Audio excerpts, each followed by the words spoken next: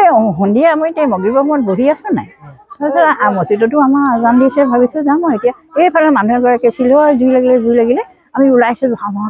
মইতো ভয় কৰিছোঁ আমাৰ ভঙা ঘৰ হয় কি হ'ব এতিয়া সেই মানুহ চিঞৰ বাখৰ কৰি মানুহ গোটাই দিলোঁ ফায়াৰ ব্ৰিগেডৰ ভাগে ফোন কৰিছে তেওঁলোকে এতিয়ালৈকে আহিয়ে পোৱা নাই মানুহ মৰিলে আহি পাব নেকি কওকচোন এনেকুৱাতো হৈছে ঢেৰ মানুহ গোট খাই গ'ল মানুহ আহি কাম নাই খালৰ বামৰ পানী ছটিয়াই জুইকুৰা নুমুৱাইছে এতিয়া কিন্তু এতিয়া আৰু জুই নুমাব লাগিবহে তাই এটাই পৰিয়াল আজি ঘৈণীয়েকজনী ঘৰলৈ গ'ল ছোৱালী এজনী আছে তবলা আছিলে তবলা কিনি গ'ল জানো ছোৱালী মানুহ ঘূৰি ফুৰিছে আকৌ সিমানেই আৰু মানুহে নাই সিহঁতৰ ঘৰত সেইবোৰ এতিয়া মই যোৱাই নাই ভয়তে চাবলৈ ক'বও নোৱাৰিম আপোনাক সেইটো কথা মই এতিয়া জুই মানুহে নুমুৱালে আৰু কিন্তু গাড়ী আহি নাপালে কাম কুশল নগৰ